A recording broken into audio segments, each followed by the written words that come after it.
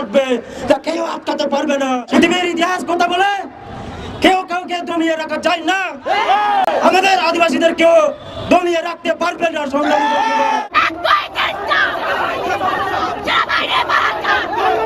উত্তপ্ত পার্বত্য এলাকা সংঘর্ষে খাগড়াছড়ি ও রাঙ্গামাটিতে প্রাণ গেছে 4 জনের, আহত অর্ধ শতাধিক। ভাঙচুর ও আগুন দেওয়া হয়েছে দোকানপাটে। পরিস্থিতি নিয়ন্ত্রণে 2টি জেলা শহরেই জারি করা হয়েছে 144 ধারা আর মোতায়েন করা হয়েছে আইনশৃঙ্খলা বাহিনীর বাড়তি সদস্য। দর্শক শ্রোতা, চলে আসলাম কিছু গুরুত্বপূর্ণ আপডেট নিয়ে, যেগুলো দেখলে আপনার চোখও কপালে উঠবে, যেগুলো বর্তমানে সোশ্যাল মিডিয়ায় সবচেয়ে বেশি ভাইরাল।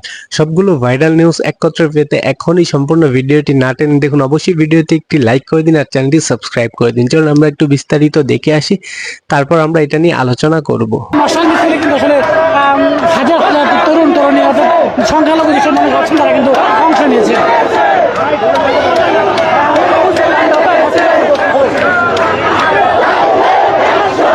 দূরে দূরে থেকে থেকে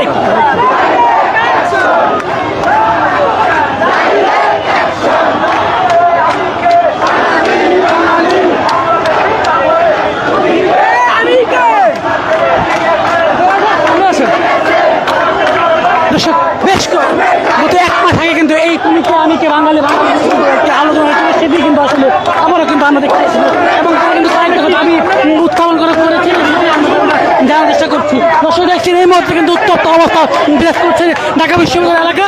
আমরা আপনাদের সেখান থেকে দেখার চেষ্টা করছি।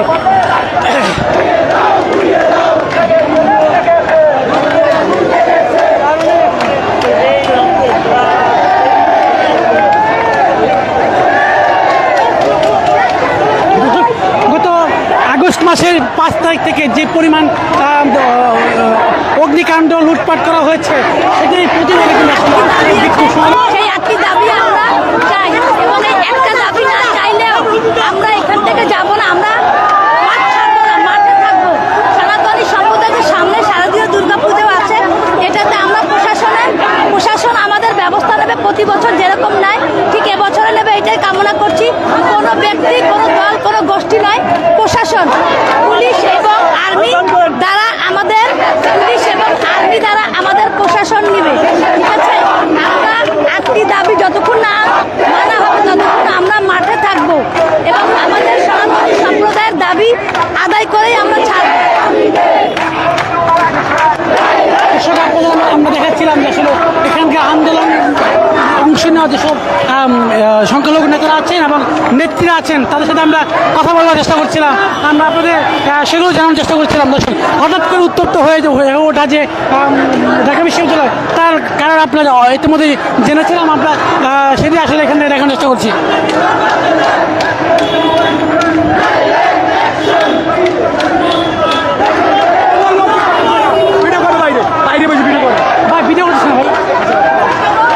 আমরা এই আন্দোলন শুরু করেছি 5ই আগস্টের পর থেকে। টানা আন্দোলন করার পরেও প্রধান উপদেষ্টা একজন বিজ্ঞ মানুষ হওয়া সত্ত্বেও আমাদের এই আন্দোলন পূরণ করতে কেন এতদিন লাগছে? কেন উনি কি চোখে দেখতে পারেন না, কানে শুনতে পারেন না? উনি তো সব জেনে যাচ্ছেন, তবু কার মুখ বন্ধ করে আছে। কেন আমাদের দাবি মানছেন না? কেন আমরা কি মিয়ানমার থেকে বেশি আসার অহিংসা?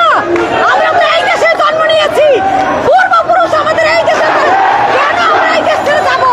আর কেন আমাদের বলা হয় দালাল? এই জবাব দিবেন যে আমাদের কেন দালাল বলা হয়? আর কেন আমাদের মা বোনদের অত্যাচার করা হয়? কেন নির্যাতন করা হয়? কেন বাড়ি ঘর পুড়িয়ে দেওয়া হয়? কেন প্রশাসন কোথায়? এই আমাদের হয়ে কবে স্টেপ নেবেন? আর কতক্ষণ আমরা কাঁদবো? আর কতক্ষণ আমাদের বাড়ি ঘর পুড়বে?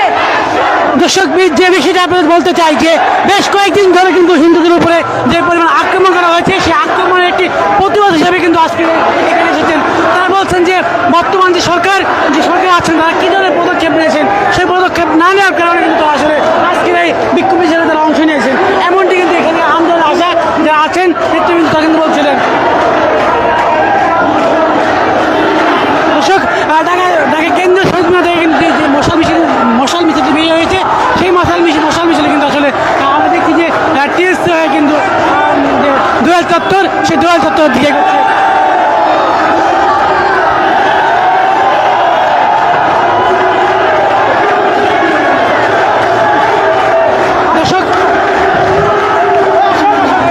যে কোনো সময় এর বিস্ফোরণ ঘটবে তা কেউ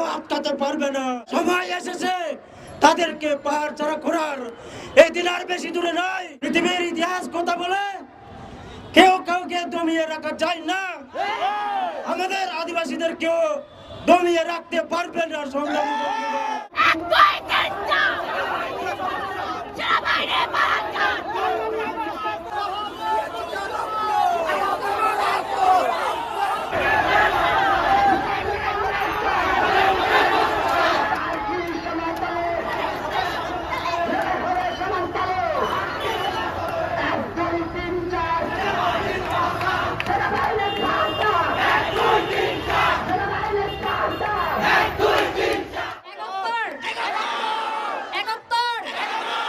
হ্যাঁ, আমরা সবাই একত্র আছি, একত্র আছি।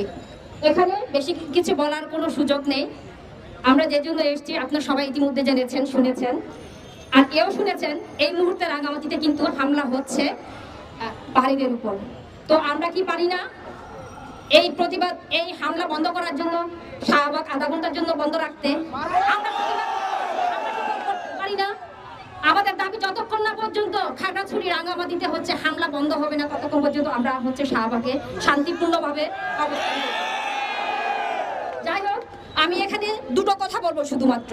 একটা হচ্ছে, যখন এই যে 24-এ এসে একটা পরিবর্তন হলো আমাদের মাঝে, আমরা সবাই একটা স্বপ্ন দেখছিলাম, যে স্বপ্ন দিয়ে হচ্ছে পাহাড় সমতল সব জায়গায় হচ্ছে বৈষম্যহীন একটা আমরা রাষ্ট্র ব্যবস্থা পাবো। কিন্তু মাস পেরোতে না পেরোতে আমরা কি পেলাম? বৈষম্য নাকি সমতা? তাহলে হচ্ছে আমাদেরকে এখন থেকে হচ্ছে একাত্তর হয়ে কাজ করতে হবে। একাত্তর কি না আমরা? হ্যাঁ, তো আমরা চাইবো বর্তমানে মাননীয় প্রধান উপদেষ্টা হচ্ছেন, শান্তিতে নোবেল পেয়েছেন। আমাদের পাহাড় দীর্ঘদিন পর্যন্ত অশান্ত ছিল, সেই অশান্ত পাহাড়কে শান্ত করার জন্য হচ্ছে আপনারা সবাই জানেন 1997 সালে একটা পার্বত্য চুক্তি হয়েছিল। সেই চুক্তি বাস্তবায়ন হয়নি, আজকে 27 বছর হতে চলেছে। তাই আমরা মনে করি যে বর্তমান যে প্রধান উপদেষ্টা মহোদয় রয়েছেন, তিনি নোবেল পুরস্কার পেয়েছেন এবং পূর্ণভাবে পাহাড়ে শান্তি ফিরিয়ে আনার উদ্যোগ গ্রহণ করবে তার এই সময়ে। আরেকটা জিনিস বলতে চাই, পাহাড়ের মানুষজন কিন্তু কখনো ভয়ে পিছপা হয় না। দর্শক শ্রোতা, এতক্ষণ আপনার স্ক্রিনের মধ্যে বিস্তারিত দেখতেই পেলেন। দর্শক, এই ভিডিও সম্পর্কে আপনার গুরুত্বপূর্ণ মতামত কমেন্ট বক্সে জানিয়ে যাবেন। আর পরবর্তী ভিডিও দেখার আমন্ত্রণ জানিয়ে এখনকার মতো বিদায় নিচ্ছি। আল্লাহ হাফেজ।